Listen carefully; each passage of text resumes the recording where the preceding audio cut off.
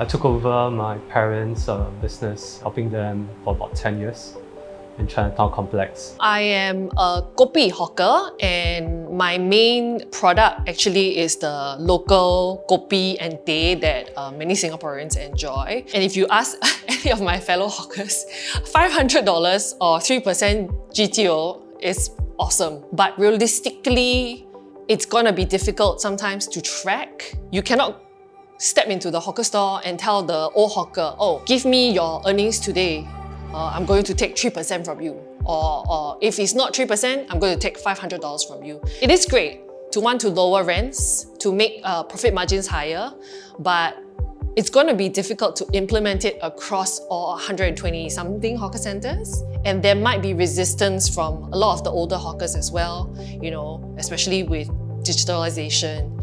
So definitely a good step forward, but definitely more to explore, more for discussion. Looking at our current system and model, it is working well. Once in a while, we see outliers, very ridiculous price. Those does not have a good representation of how the market price is like. So in terms of system, NEA is revamping his system, and they announced that they will be releasing a brand new system that they will announce to public soon, and it's for tender. Perhaps more transparency in terms of pricing and what are the market bids will help in potential bidders coming in with more accurate, more to the market kind of price. As a legacy store owner or as a legacy hawker, I think what has been really helpful is NEA's support in teaching me how to run the store. So sometimes as a new hawker, you come in very gung-ho about everything.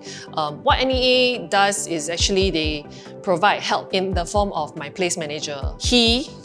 We used to have one, he's retired, and they will come down, you know, to make sure everything is working well, you know, we are following the rules and regulations, kind of getting used to being in a hawker center as a full-time hawker. And then of course, being young, you start trying to do more things. So what we've done at the store is we've introduced our point of sale system to track orders, along with a kitchen display system, KDS.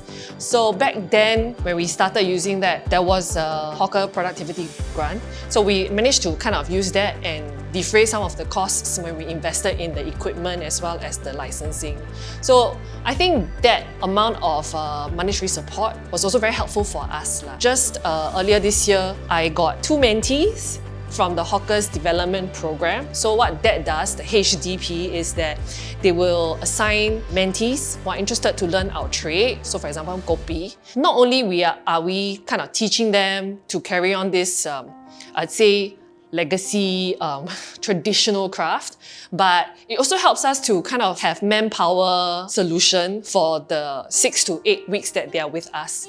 So in a way, it's also useful because we have lesser manpower problems, and the government actually does remunerate us for being teachers lah. Rental is actually about 10% of our monthly costs for our hawkers, according to NEA statistics as well. So it is not the main bulk of the cost that we have to bear every month. We hope that the rental price will stay market rate for a long time to come, and we can do our business here as long as we can. So also, you notice that hawkers, they stay at their same store for 20 years or 30 years. Some hawkers came from the streets, and until today, they're still at the same store. And this means stability. If I'm able to work here for such long duration, and I'm able to sustain my business from then till now, it goes to show that the government had done a lot to help the hawkers. My biggest overhead is actually manpower. About 50 to 60% is manpower. Raw materials, ingredients, then followed by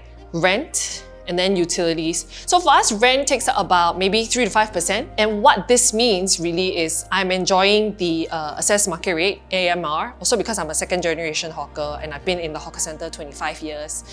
And that has been the most helpful in continuing the business. Edward Chia mentioned in his speech, actually, he broke down the cost and the percentage.